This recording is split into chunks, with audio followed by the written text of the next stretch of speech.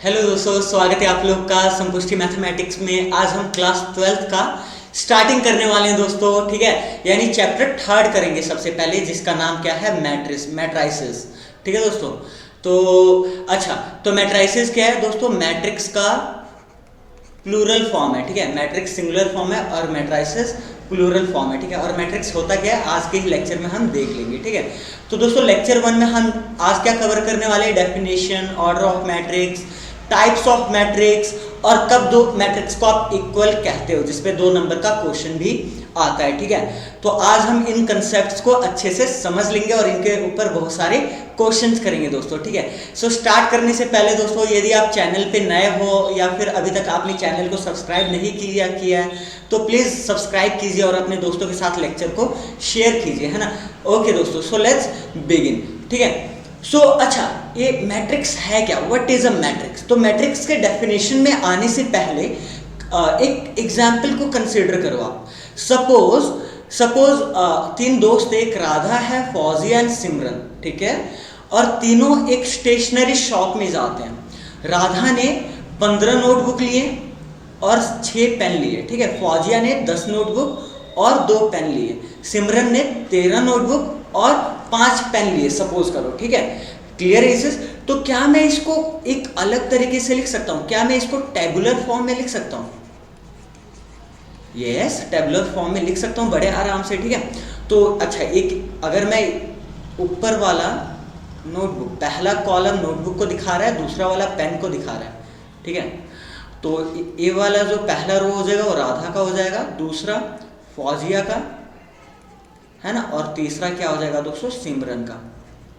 तो बस इतना समझो, क्या मैं इसको ऐसे लिख सकता हूँ, ठीक है। अगर 2 आपने इन ब्रैकेट्स के अंदर इनको डाल दिया, जैसे 15, 10, 13, ठीक है, 6, 2, 5, तो इस तरह के अरेंजमेंट को आप मैट्रिक्स कहते हो दोस्तों। इस तरह के अरेंजमेंट को आप क्या कहते हो? मैट्रिक्स कहते हो, ठीक है। तो मैट्रिक्स ज़्यादा कुछ नहीं, एक रेक्टेंगुलर अरेंजमेंट है। देखो डेफिनेशन क्या है? A matrix is an ordered rectangular arrangement of numbers और फंक्शंस, ठीक है। नंबर्स का या नंबर्स की जगह फंक्शन भी हो सकते हैं, ठीक है दोस्तों, ठीक है। नंबर्स का एक रेक्टेंगुलर अरेंजमेंट है, ठीक है, टेबुलर फॉर्म में। देखिए एक मैट्रिक्स है, ठीक है, ये देखो रेक्टेंगुलर अरेंजमेंट किया है, एक अलग मैट्रिक्स है, ठीक है। तो ओके, अब मैट्रिक्स में बहुत सारे एलिमेंट है, जैसे -2 एक एलिमेंट है, 5 एक एलिमेंट है। तो इन सबको एलिमेंट कहते हैं या तो एंट्रीज कहते हैं, ठीक है। हर एक नंबर या फंक्शन को क्या कहते हैं? एलिमेंट या एंट्रीज कहते हैं दोस्तों, ठीक है। और मैट्रिक्स को कैपिटल लेटर से डिनोट करते हैं। मैट्रिक्स को किससे डिनोट करते हैं? कैपिटल लेटर्स, जैसे कैपिटल ए या कैपिटल बी, ठीक है दोस्तों, ठीक है। अब हम चलते हैं ऑर्डर ऑफ मैट्रिक्स, ठीक है। तो दोस्तों ऑर्डर ऑफ मैट्रिक्स क्या होता है? तो देखो यार, रेक्टेंगुलर अरेंजमेंट है, कुछ रेक्टेंगुलर अरेंजमेंट में नंबर ऑफ एलिमेंट ज़्यादा होंगे, कुछ में कम होंगे, कईयों का रो ज़्यादा होगा, कईयों का कॉलम ज़्यादा होगा। तो दोस्तों आगे बढ़ने से पहले कुछ चीज़ आपको समझना पड़ेगा कि रो और कॉलम किसको कहते हैं, ठीक है। एक चीज़ ऑलरेडी आपको पता है, जो हॉरिजॉन्टल लाइन्स होती है दोस्तों, आप इसको कहते हो रो, और जो वर्टिकल लाइन्स होती है ना, उनको आप कहते हो कॉलम, ठीक है। उनको आप क्या कहते हो? कॉलम। तो यहाँ देखो, ये फर्स्ट रो है दोस्तों, ये फर्स्ट रो है, और ये वाला क्या हो गया? सेकेंड रो, और ये क्या हो गया? थर्ड रो, ठीक है। ये दोस्तों हमारा फर्स्ट कॉलम है,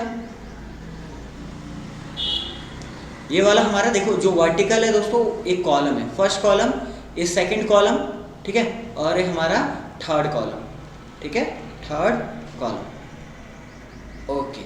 और ये हमारा first row, second row, third row. तो हमें पता लग गया कि रो और कॉलम किसको कहते हैं, ठीक है। तो हॉरिजॉन्टल लाइंस को रो कहते हैं दोस्तों, और वर्टिकल लाइंस को जनरली क्या कहते हैं? कॉलम्स कहते हैं। अब यहाँ देखो, ऑर्डर ऑफ मैट्रिक्स क्या होता है? ध्यान देना, ऑर्डर ऑफ मैट्रिक्स को लिखते हैं हमेशा रो बाय कॉलम से। रो इंटू कॉलम पढ़ो या रो बाय कॉलम पढ़ो, इसे किससे लिखते हैं दोस्तों? रो बाय कॉलम से लिखते हैं। यानी पहले रो फिर कॉलम, मैट्रिक्स के बेस पे लिखते हैं, नीचे लिखते हैं, उसके फुट पे लिखते हैं, ठीक है, पैर पे लिखते हैं। अच्छा देखो, अ मैट्रिक्स हैविंग m रोज, अगर एक ऐसा मैट्रिक्स जिसमें रोज कितने नंबर ऑफ रोज m है और नंबर ऑफ कॉलम्स n है, तो हम कहेंगे कि उस मैट्रिक्स का ऑर्डर क्या है दोस्तों? m/n है। उस मैट्रिक्स का ऑर्डर क्या है? m/n, read as n m/n matrix. Clear है इसे? अच्छा, इस चीज को, अच्छा यहाँ देखो, पहले ऑर्डर ऑफ मैट्रिक्स, यहाँ कितने रो है? आप इसमें देखोगे तो इसमें ओवरऑल कितने रो है, 1 2, और कितने कॉलम है, 2 कॉलम भी है। तो इसके पैर में आप लिखोगे दोस्तों, पैर में नंबर ऑफ रो भी 2 है, नंबर ऑफ कॉलम भी 2 है। पर इस वाले मैट्रिक्स में देखो दोस्तों, नंबर ऑफ रो कितने हैं, 1 2 3, और कॉलम तो 2 ही है, तो रो 3 है और कॉलम 2 है, तो पैर में 3/2 लिख देंगे। क्लियर है इस? तो इसका ऑर्डर कितना है, इसका ऑर्डर है 3/2 और इसका ऑर्डर है 2/2। और मैट्रिक्स बी का देखो कितने रो है दोस्तों, 1 2 3, और कितने कॉलम है, 1 2 3, तो अगेन 3 रोज 3 कॉलम। तो जो मैट्रिक्स बी का ऑर्डर है 3/3 का है, मैट्रिक्स ए का ऑर्डर 3/2 का है, और मैट्रिक्स सी का ऑर्डर क्या है, 2/2 का। तो रो ऑर्डर समझ आ गया दोस्तों। ऑर्डर को हमेशा m इंटू एन लिखते हैं। m क्या है, m नंबर ऑफ रो होता है, और n क्या है दोस्तों, नंबर ऑफ कॉलम। बहुत बढ़िया, समझ आ गया, ठीक है। और अच्छा, इस नोटेशन को देखना, इस नोटेशन को जैसे मैंने यहाँ लिखा हुआ है, a इक्वल टू मैट्रिक्स के सिंबल के अंदर a i j है ना, m क्रॉस n। तो दोस्तों मतलब देखो, ए के अंदर बहुत सारे एलिमेंट होंगे, मैट्रिक्स ए के अंदर बहुत सारे एलिमेंट होंगे, तो ए आई जे पर्टिकुलर एलिमेंट को दिखा रहा है। आई बिलोंग करता है रो से, और जे बिलोंग करता है किससे, कॉलम से। अब यहाँ देखना, पहले मैं सबको मिटो रहा हूँ यहाँ पे, ठीक है। अच्छा, यहाँ अगर मैं बात करता हूँ जैसे मैट्रिक्स ए में A11 बताओ, इसका मतलब क्या है कि वह एलिमेंट बताओ जो फर्स्ट रो फर्स्ट कॉलम में आता हो। तो फर्स्ट रो फर्स्ट कॉलम -2, तो ये -2 के इक्वल हो जाएगा। अगर मैं बात करता हूँ कि A21, तो दोस्तों पहला रो होता है 2 रो, सेकंड रो और first column. Second row first column में 0 आ रहा है, तो 0। देखो ना, सेकंड रो फर्स्ट कॉलम, तो कॉमन क्या है यहाँ पे, 0 कॉमन है ना। क्लियर है इस, तो 0 आ गया। तो ऐसे हम एक मैट्रिक्स को लिखते हैं। और एक हमेशा एक चीज आप नोट करना, मैट्रिक्स 6 में कितने एलिमेंट हैं, इसका ऑर्डर 2/2 था, तो इसमें 4 एलिमेंट थे। इसका ऑर्डर 3/3 था, तो इसमें कितने एलिमेंट है दोस्तों, आप काउंट करो, इसमें 9 एलिमेंट है मैट्रिक्स बी में, तो इसमें 9 एलिमेंट है। तो आपको नहीं लग रहा है कि नंबर ऑफ एलिमेंट क्या होगा, m इंटू एन ही क्या होगा दोस्तों, नंबर ऑफ एलिमेंट होगा एक मैट्रिक्स के अंदर। Number of row into number of column क्या होगा, नंबर ऑफ एलिमेंट्स होगा एक मैट्रिक्स के अंदर। क्लियर है इस, ठीक है। उनके ऑर्डर्स को आपस में क्या कर दो, मल्टीप्लाई कर दो। चलो एक एग्जांपल हम करते हैं दोस्तों, ये आपके एनसीईआरटी का एग्जांपल नंबर 1 है। देखो, consider the following information regarding the number of men and women workers in 3 factories, factory 1 2 and 3, ठीक है। तो फैक्ट्री 1 में 30 मेन वर्कर है एंड 25 वुमेन वर्कर्स हैं, and in factory second there are 25 men workers and 31 women workers, ठीक है दोस्तों। Same factory third में 27 मेन वर्कर है और 26 वुमेन वर्कर है। तो अब क्वेश्चन में क्या बोला हुआ है कि represent the above information in the form of 3/2 matrix. तो 3/2 मैट्रिक्स, अब यहाँ देखो, तो 3/2, तो इसमें रो कितने होने चाहिए, इसमें रो होने चाहिए 3, और कॉलम कितने होने चाहिए, 2, तो रो 3 होनी चाहिए। तो क्या मैं इसको 30 25 27 ऐसे लिख दूँ, और 25 31 26। इसमें देखो रो कितने, 1 2 3 रो है, और कॉलम दोस्तों 2 ही है, ठीक है। तो इसको ए, बस इसको कोई नाम दे दो, A B आपकी मर्जी है, यही आपका आंसर है, ठीक है। देखो, what does the entry in the third row and the second column represent. तो दोस्तों थर्ड रो, तो थर्ड रो पहले रो लिखते हैं A3 एंड सेकंड कॉलम, तो A32 पूछा है। थर्ड रो कौन सा है, ये वाला 27 26 वाला। थर्ड रो में सेकंड कॉलम, तो कॉमन क्या है 26, तो ये दिखा रहा है कि women worker in factory third. Clear है इस, आई होप आपको लोकेट करनी तो आ गया, और टेंशन लो, बहुत सारे हम लोग क्वेश्चंस करेंगे। तो ऑर्डर पता लग गया था आप लोगों को, ये ऑर्डर के ऊपर क्वेश्चन है example 2, number of row into number of columns, number of total element, number of row into number of column होता है। और ओके, ऑर्डर को लिखने का तरीका क्या होता है, रो बाय कॉलम, ठीक है। अब हम सेकंड एग्जांपल करते हैं दोस्तों। If a matrix has 8 elements, अच्छा टोटल 8 एलिमेंट्स है, ठीक है। What are the possible orders it can have. अब यहाँ देखना, 8 को आप कैसे लिख सकते हो, क्या आप 8 को 8 × 1 लिख सकते हो। ओके, 2 मिनट, सॉरी यहाँ से मिस्टेक हो गया, कोई बात नहीं, दोबारा कर लेते हैं सॉल्यूशन। क्या आप दोस्तों 8 को क्या लिख सकते हो, 8 × 1, या तो आप 1 × 8 भी लिख सकते हो, ठीक है। या तो आप इसको 2 × 4 लिख लो, या तो 4 × 2 लिख लो, ठीक है भाई। यही पता है ना, नंबर ऑफ रोज फ्रैक्शनल तो नहीं हो सकते ना या कॉलम, तो फ्रैक्शनल वैल्यूज आप नहीं लेंगे। या तो 8 इंटू 1 लिखो, 1 इंटू 8 लिखो, 2 इंटू 4 लिखो, या तो 4 इंटू 2 लिखो। तो टोटल कितने ऑर्डर पॉसिबल है, क्योंकि और कोई नेचुरल नंबर नहीं है जिनको मल्टीप्लाई करके 8 आए, ये 4 पॉसिबिलिटी है। तो इसका ऑर्डर क्या हो सकता है, 8/1 हो सकता है कि 8 रो हो, 8 रोज हो और 1 कॉलम हो। ये भी हो सकता है कि 1 कॉलम हो 8 रोज हो। ऐसा हो सकता है कि रो 2 हो कॉलम 4 हो, या कॉलम 4 हो रो 2 है। ठीक है, there are 4 possible orders, there are 4 possible orders. तो दोस्तों पता लग गया पॉसिबल ऑर्डर्स कैसे निकालना है न, क्योंकि ऑर्डर्स को मल्टीप्लाई करके, है ना, ऑर्डर्स को मल्टीप्लाई करके नंबर ऑफ एलिमेंट के इक्वल आता है, नंबर ऑफ एलिमेंट। और नंबर ऑफ एलिमेंट कितना दिया हुआ है हमारे पास, 8। तो ऐसे ऑर्डर्स फाइंड आउट करने की कोशिश करो दोस्तों, ठीक है, जिनको मल्टीप्लाई करके 8 आए। तो ऐसी 4 पॉसिबिलिटी है, इसलिए इसका आंसर क्या आ गया, 4 आ गया। बहुत बढ़िया, बहुत आसान क्वेश्चन। ठीक है, एग्जाम्पल 3 देखो। एग्जाम्पल 3 क्या कह रहा है दोस्तों, construct a 3/2 matrix whose elements are given by, बहुत इंपॉर्टेंट क्वेश्चन है दोस्तों, 2 नंबर का पूछा जाता है। ठीक है, तो कंस्ट्रक्ट अ 3/2 मैट्रिक्स, यानी नंबर ऑफ रोज कितना है मैट्रिक्स में, नंबर ऑफ रो है 3, ठीक है, और नंबर ऑफ कॉलम कितने, नंबर ऑफ कॉलम 2 है। क्योंकि दोस्तों ऑर्डर कैसे दिया होता है, रो बाय कॉलम दिया होता है ना, तो पहले जो लिखा है वो रो है और जो बाय के बाद लिखा है वो कॉलम है। तो रोज, नंबर ऑफ रोज 3 है, नंबर ऑफ कॉलम कितने हैं, 2 है। Clear is? अच्छा, तो आई किसको दिखा रहा होता है, आई रो को दिखा रहा होता है, हमेशा ध्यान रखना, और जे किसको दिखा रहा होता है, कॉलम को। तो मुझे बताओगे आई कौन कौन सी वैल्यू ले सकता है, तो आई ले सकता है 1 2 3। तो देखो ना कितने एक्चुअली रोज है, टोटल 3 रोज है। तो एलिमेंट हो सकता है कि पहले रो में लाई करे, दूसरे में लाई करे, तीसरे में लाई करे। तो आई के पास 1 2 3 वैल्यूज है, और जे के बाद पास दोस्तों केवल 2 कॉलम्स है, तो इसलिए 1 और 2 ही ले सकते हैं। तो पहले आई को देखो, आई को फिक्स रखो, मतलब आई कह रहा हूँ, हाँ बिल्कुल, A11 निकालो। आई को अपन फिक्स रखेंगे दोस्तों, आई को 1 रखेंगे, और जे को अभी वेरी करते हैं। ठीक है, जे को वेरी करते हैं। तो A11 का मतलब क्या है, A11 यहाँ पुट करो। देखो ये स्टैंडर्ड फॉर्मूला दिया हुआ है ना, इससे हमें एलिमेंट निकालने हैं। तो यहाँ A11 पुट करो, हाँ आई भी 1 है और जे भी क्या है, 1 है। ओके, मल्टीप्लाई करके अंदर तो -2 आएगा, पर दोस्तों क्योंकि मोड लगा हुआ है तो एक +2 में कन्वर्ट हो जाएगा, और कैंसिलेशन के बाद 1 ही आएगा। तो A11 1 के इक्वल है। A12, अब मैं देखो रो को चेंज नहीं कर रहा हूँ, मैं आई को सेम रख रहा हूँ,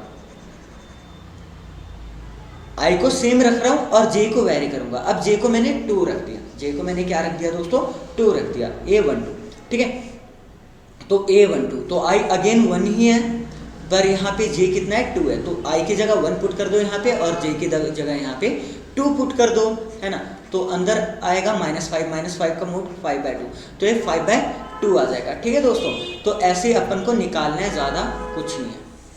तो देखो जब आई को 1 रखा फिक्स, तो आई के साथ जे 1 ले लिया, 2 ले लिया, जे तो खत्म हो गया। अब आप आई को 2 लो, 2 के साथ 1, यानी सेकंड रो फर्स्ट कॉलम। तो आई को जब आप 2 लेंगे तो 2 - 3, जे कितना है, 1। ओके, ये 1/2 आएगा इसे सॉल्व करके, बिल्कुल ठीक। ओके, A22 लीजिए। अब जब आप A22 लेंगे तो आएगा यहाँ पे 1/2 2, और जब आप यहाँ 2 रखेंगे 3 2 6 आ जाएगा, है ना। तो मोड -4, मोड का 4 हो जाएगा, 4/2 कितना हो जाएगा, 2 हो जाएगा। ओके, अब हम निकालेंगे A, क्योंकि A31 निकालेंगे अब हम, A31 तो हाफ, अब रो 3 है और कॉलम तो देखो 1 ही है, जे की वैल्यू, है ना। तो जब आप इसे सॉल्व करेंगे, you will get what, you will get 0, क्योंकि 3 - 3 0 हो जाएगा। अब A32 कैलकुलेट करो दोस्तों, आगे पेज है क्या, बिल्कुल ठीक, आगे पेज है, पर अपन यहाँ कैलकुलेट कर लेते हैं। ओके, A32 तो I3 है, और J क्योंकि 2 है तो -3 × 2 -6, है ना, ये आ गया 3/2। बस फिर आप इसे मैट्रिक्स के फॉर्म में लिख दो, ये आ गया 3/2 दोस्तों। सो रिक्वायर्ड मैट्रिक्स यहाँ देखिए, सो रिक्वायर्ड मैट्रिक्स इज, तो इसे कोई भी नाम दे दो, चलो मैं ये नाम दे देता हूँ। नंबर ऑफ रो 3 थे और नंबर ऑफ कॉलम तो 2 थे, तो मैं ऐसे इसको बना दूंगा। ठीक है, अच्छा यहाँ देखो, तो अभी मैंने रो को फिक्स रखा था, कॉलम को वेरी किया था दोस्तों, तो A11 A12। अच्छा देखो, मैं आपको बताना चाहता हूँ कि यहाँ पे A11 आएगा, यहाँ पे A12 आएगा, यहाँ पे A21, यहाँ पे A22, यहाँ पे A31, यहाँ पे A32। ऐसा क्यों? क्योंकि हमेशा ध्यान रखना AIJ होता है ना बेटा, AIJ, तो I रो को दिखाता है और J किसको दिखाता है? कॉलम को, ठीक है। तो अब देखो I भी 1 है, J भी 1 है, यानी फर्स्ट रो फर्स्ट कॉलम, ठीक है। यहाँ पे I1 है, इसका मतलब फर्स्ट रो, J2 है यानी सेकंड कॉलम, सेम। A21 का मतलब क्या है कि second row first column, A22 का मतलब क्या है कि सेकंड, यहाँ पे क्या होगा, ये होगा सेकंड रो और सेकंड कॉलम, ओके। A31 क्या है? Third row first column. A32 क्या है दोस्तों? है ना, okay, third row second column, ठीक है। बस इसमें वैल्यूज आप पुट कर दीजिए, यही आपका क्या होगा? आंसर होगा। तो A11 आया था 1 और 5/2, ठीक है, 1 और 5/2 आया ये वाला अपना, ओके। A21 1/2 और 2, ठीक है, तो ये आ रहा है 1/2 एंड 2, ओके, बहुत बढ़िया, ओके। A31 आ रहा है दोस्तों 0 और 3/2, ये आ रहा है 0 और 3/2। अब अगर इसे ऐसे लिख दिया और आंसर लिख दिया, डैट से मिल गए पूरे नंबर। क्लियर है दोस्तों? आई होप एक एक कंसेप्ट आप लोगों को समझ आ रहा है, ठीक है, बहुत बढ़िया।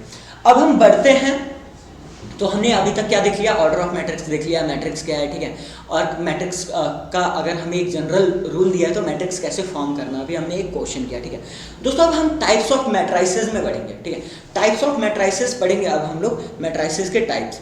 तो मैट्राइसेस के जनरली टाइप ना ऑर्डर पे बनाया गया है। किस पे बनाया गया? ऑर्डर। यार अलग अलग मैट्रिक्स के अलग अलग ऑर्डर हो सकते हैं, ठीक है। तो पहले देखो कॉलम मैट्रिक्स क्या है। तो दोस्तों नाम ही देखो खुद अपने आप बता रहा है कि कॉलम मैट्रिक्स एक ऐसा मैट्रिक्स जिसका केवल एवं केवल एक कॉलम हो। देखो a matrix is said to be column matrix if it has only one column, ठीक है। यहाँ देखो रो कितने हैं? रो तो 4 है दोस्तों। इस केस में रो कितने हैं? रो तो दोस्तों 4 है, पर इसके और कॉलम क्या है? कॉलम तो सिर्फ 1 है। अच्छा मुझे इसका ऑर्डर बताओ, इसका ऑर्डर क्या होगा? इसका ऑर्डर क्या होगा? क्या 4/1 होगा? बिल्कुल ठीक। और क्योंकि कॉलम 1 है, केवल एक कॉलम है, तो इसको कॉलम मैट्रिक्स कहेंगे, एक ऐसा मैट्रिक्स जिसका नंबर ऑफ कॉलम 1 हो। तो दोस्तों सेम रो मैट्रिक्स क्या होगा? रो मैट्रिक्स वह मैट्रिक्स होगा जिसके पास कितने रो हो?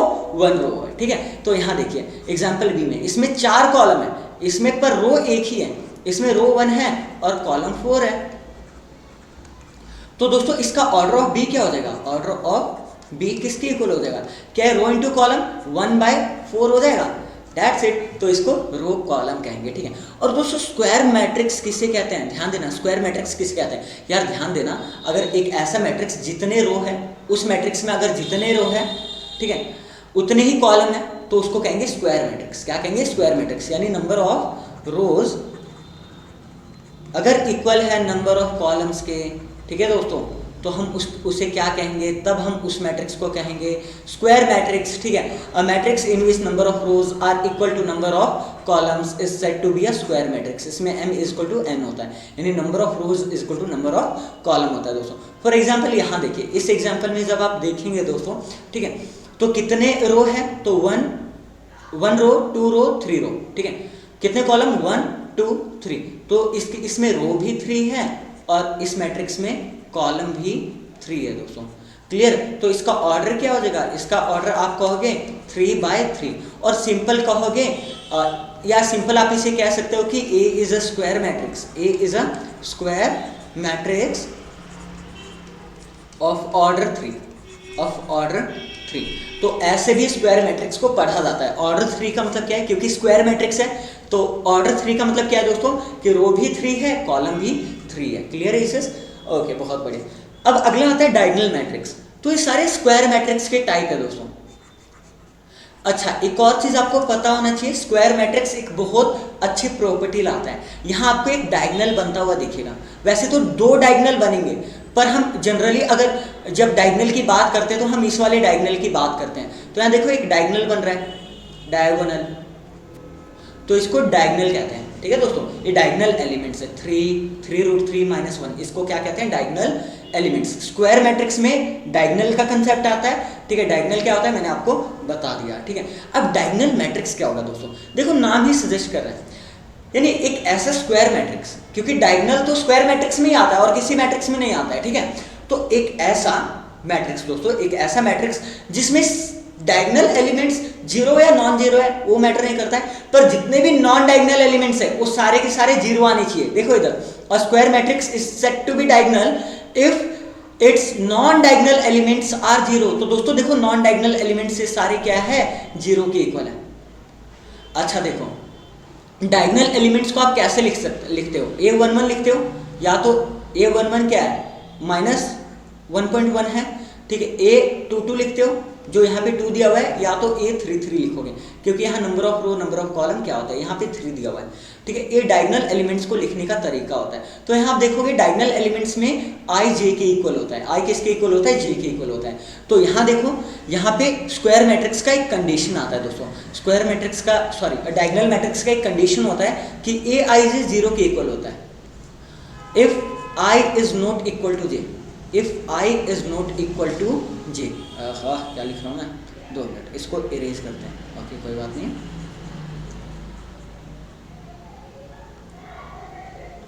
If i is equal to what, j। बहुत बढ़िया, इसका मतलब is not equal to j होना चाहिए, क्या हो गया। अच्छा यहाँ देखो is not equal to j क्यों लिखा है। अच्छा इस वाले एलिमेंट को देखो, इसकी पोजीशन क्या है, इसकी पोजीशन है फर्स्ट रो सेकंड कॉलम।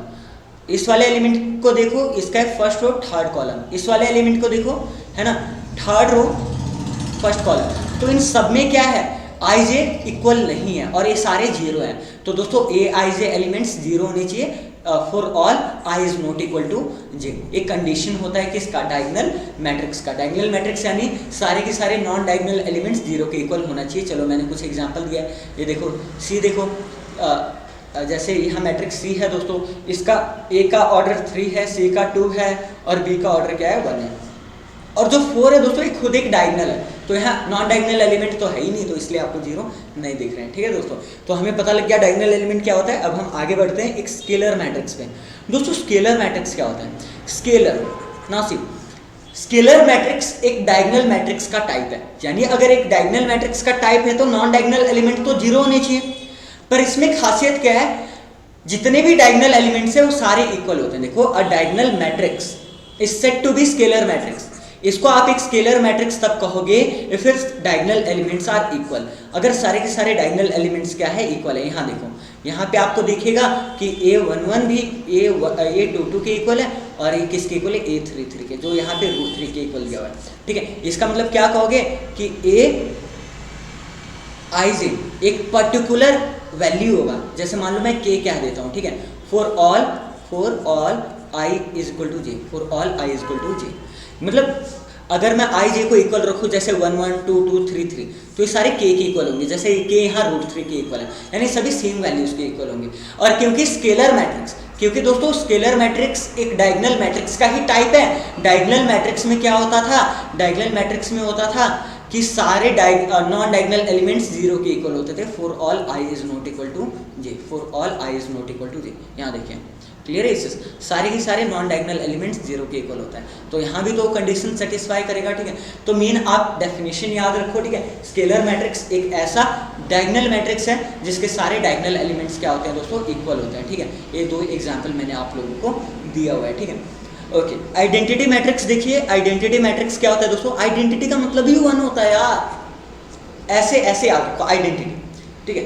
तो एक स्क्वायर मैट्रिक्स, इवन एक डायगोनल, एक स्क्वायर मैट्रिक्स तो छोड़ो, एक स्क्वायर मैट्रिक्स के बजाय आपको लिखना चाहिए यहाँ पे डायगोनल, एक डायगोनल मैट्रिक्स, क्योंकि डायगोनल मैट्रिक्स अपने आप में स्क्वायर मैट्रिक्स है, ठीक है। तो a diagonal matrix in which elements in the diagonal are all 1, यानी जितने के जितने डायगोनल एलिमेंट्स है दोस्तों सारे 1 के इक्वल होने चाहिए। यहाँ देखो ए जो डायगोनल एलिमेंट्स है दोस्तों, यहाँ पे a11 भी 1 के इक्वल है, a22 भी और a33 भी किसके इक्वल है, 1 के इक्वल है। यानी सारे के सारे डायगोनल एलिमेंट्स किसके इक्वल है, 1 के इक्वल है। तो आप इसको कहोगे आइडेंटिटी मैट्रिक्स। क्या कहोगे, आइडेंटिटी मैट्रिक्स।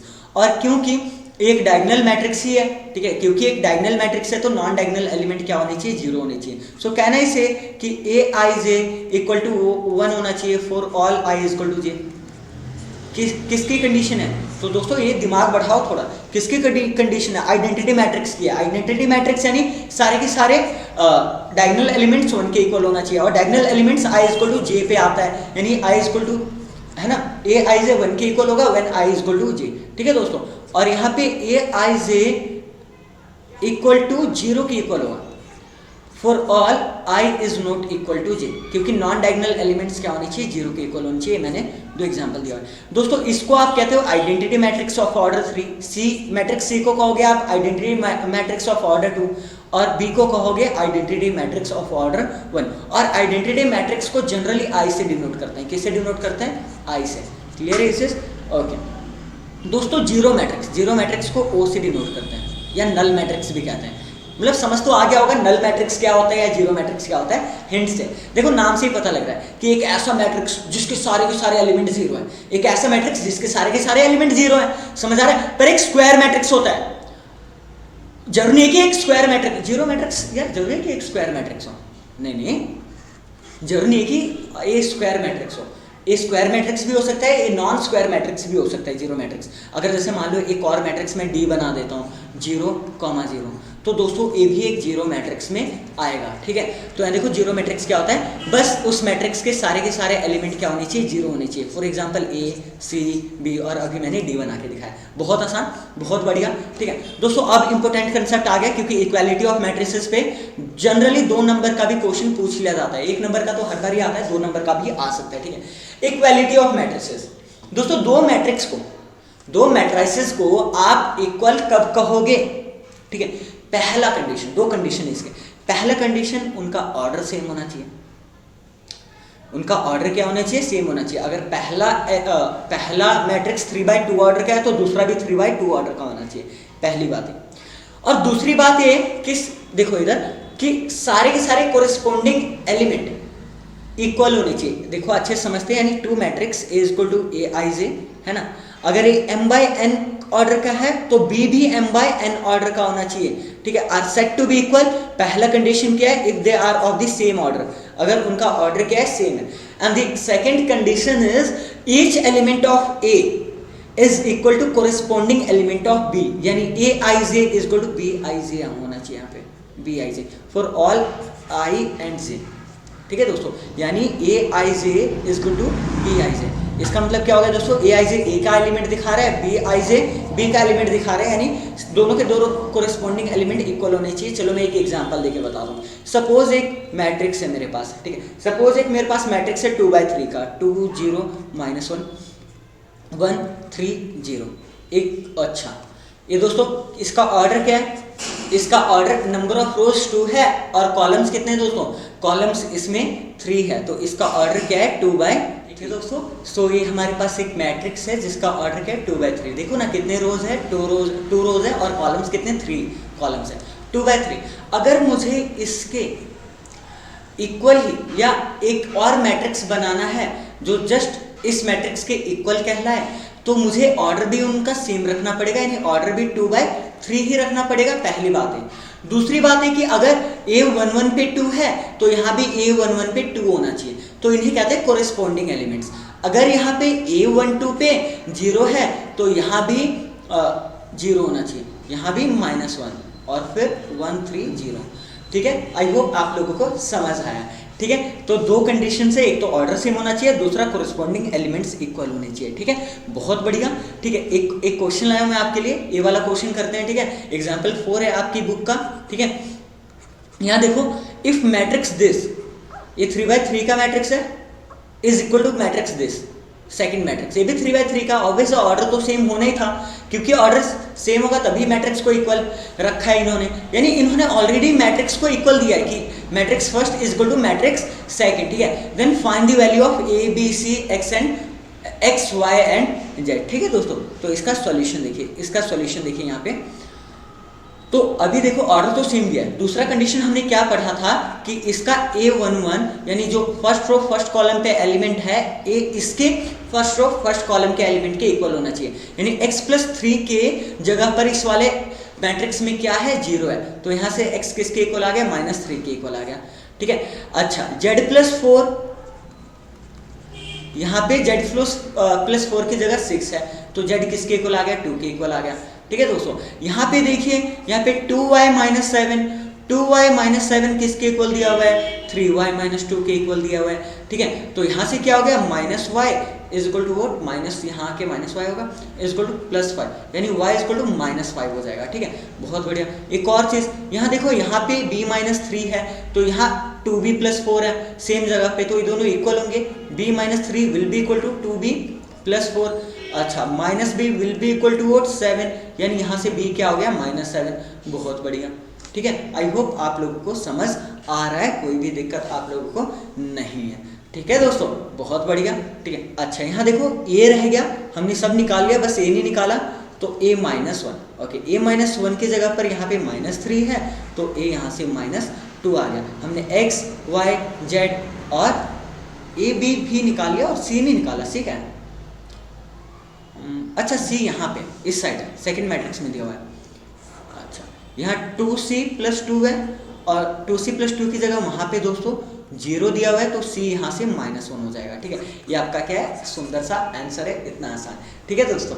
ओके, एक और क्वेश्चन करते हैं हम लोग, एक और क्वेश्चन करते हैं। देखो सॉल्यूशन, क्योंकि ये क्वेश्चंस एग्जाम में आते हैं, बहुत इंपॉर्टेंट क्वेश्चंस है, ठीक है।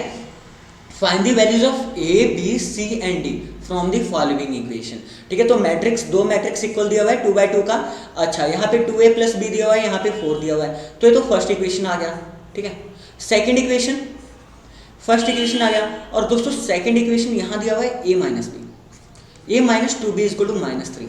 जब आप फर्स्ट इक्वेशन और सेकंड इक्वेशन को क्या करेंगे, सॉल्व करेंगे, ठीक है। सॉल्व करो फर्स्ट एंड सेकंड इक्वेशन, ठीक है। जब आप सॉल्व करेंगे, चलो ठीक है, इसको 2 से मल्टीप्लाई कर देते हैं, 4 है। मैं एलिमिनेशन मेथड लगा रहा हूँ, आपकी मर्जी है, आप कोई सा भी मेथड लगा सकते हो। इसको मैंने 2 से मल्टीप्लाई किया, a minus 2b is equal to minus 3, इसको सेम रहने दिया, तो यहाँ आप देखेंगे कि यहाँ कैंसिलेशन हो रहा है, और यहाँ पे 5a इज इक्वल टू 5 दे रहा है, यानी a की वैल्यू यहाँ पे 1 आ गई, तो एक आंसर आ गया। किसी में भी पुट कर दीजिए फ्रॉम फर्स्ट, जब आप फर्स्ट में पुट करेंगे 2a यानी 2 into 1 plus b is equal to 4, और b किसके इक्वल आ गया, 2 के इक्वल आ गया। बहुत बढ़िया, तो यहाँ से a भी निकाल लिया, b भी निकाल लिया, पर क्वेश्चन अभी खत्म नहीं हुआ, c और d भी निकालना है दोस्तों।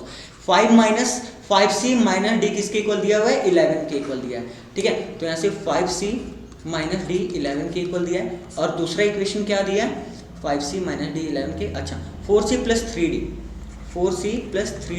24 के इक्वल दिया है, ठीक है। तो एक काम करता हूँ, इनको अब मैं सॉल्व करता हूँ, इसको इक्वेशन 3 दे दो, इसको इक्वेशन ऑफ 4 दे दो, ठीक है। यहाँ लिख दो सॉल्विंग, है ना, इक्वेशन अच्छा 3 एंड 4, ठीक है। एक काम करता हूँ, इसको ऊपर रखता हूँ मैं, इक्वेशन 4 को 4c प्लस 3d इक्वल 24, और क्योंकि मैं d के कोएफिशिएंट को सेम बनाना चाहता हूँ, तो इक्वेशन 3 को 3 से मल्टीप्लाई कर देता हूँ।